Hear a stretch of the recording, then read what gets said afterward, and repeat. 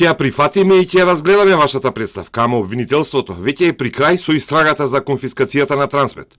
Вака накратко обвинителството одговори на ДКСК за наодите на антикорупционерите, за пропустите во оваа огромна конфискација. Обвинителството вербално ја обвинува ДКСК дека вчера постапиле неодговорно при јавната презентација на нивните наоди. Освен, како што велат, доколку крајната цел на антикорупционерите не била обид да се влијае врз исходот на истрагата. Обвинителството продолжува со тешките зборови за антикорупцијска и тврди дека ги немале сите информации и пресуди кои обвинителството во својата истрага ги прибавило. Очигледно е дека комисијата при анализа на предметот немала пред се бројни докази, ниту увид во комплетната фактичка состојба, која јавниот обвинител детелно ќе образложи при носење на одлука и ќе ја подкрепи со соодветен доказен материјал.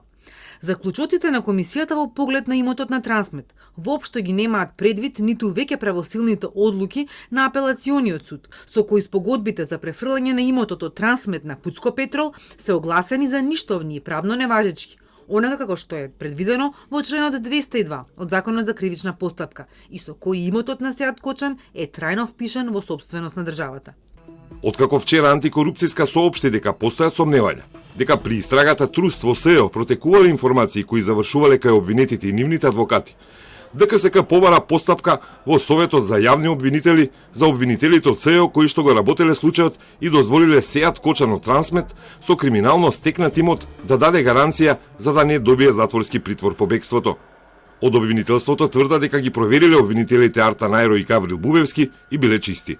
Нагласуваме дека надлежниот јавен обвинител, согласно сите обезбедени докази и направени проверки, веќе согледа дека во јавно-обвинителското постапување во предметот Труст не е направен никаков пропуст.